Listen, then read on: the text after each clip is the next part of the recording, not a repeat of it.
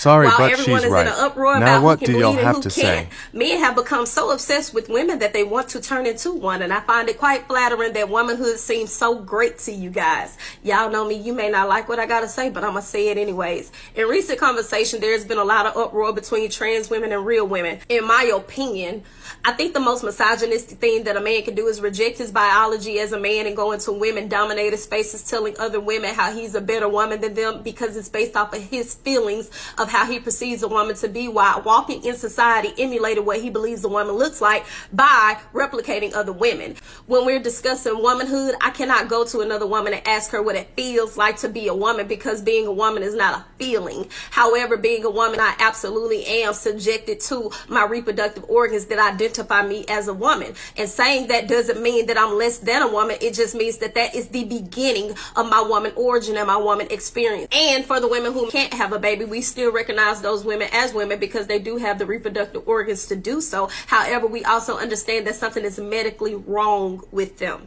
I will give credence to the fact that women are not the only people who have a period if we're identifying them that way, because non-binary people or trans men actually can also have a period, but at the basis of it, we call those biological women. However, when you're talking about trans women, we understand that that is something that biologically impossible you cannot do. The power struggle here that comes into play is when there is a very small minority of people imposing onto a larger group of people that are telling them what they would like to be called, how they would like to be treated, how they would like to be pronounced, and how they would like to be identified, but then you're imposing terminology onto them that they have yet to accept. So I must appease your feelings calling you by the pronouns that you identify with as, because you have chosen to make this decision about putting on a wig and putting on nails and putting on a dress. However, when I tell you I reject terms like birthing person or breastfeeder or real woman or biological woman or cisgendered woman, at this point, then I should just understand and accept it because science says so. But science also says that the basis of your DNA, you are biologically a male. So why are we not listening to science all the way across the board? Seems a little hypocritical to me.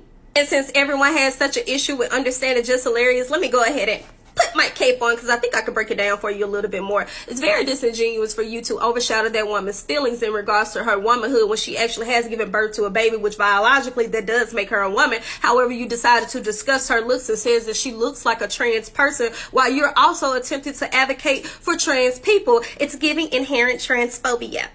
Also, to resurface the interview where she's relaying her experience of a man DMing her thinking that she was a trans woman to have sex with her probably offended her because she's an actual woman, and it should be more of a slight to trans people considering the fact that that person has a fetish and just wanted to sexualize you and use you as an inanimate object. As a black woman, we have to be extremely mindful of how we attach ourselves to other intersectional groups when it comes to their issues, because we're always the first to remind people nobody respects us and nobody protects us, but we're the first to jump into the line of fire when other people need a defense. So here's a few things to remember when you're talking allyship. They're always present when it's time to give the tea or bash heterosexual men and amplify any bad experience that we've had in regards to our relationship issues. But anytime it's time to help these children and provide for them or be a better role model or even your protection, they are nowhere to be found.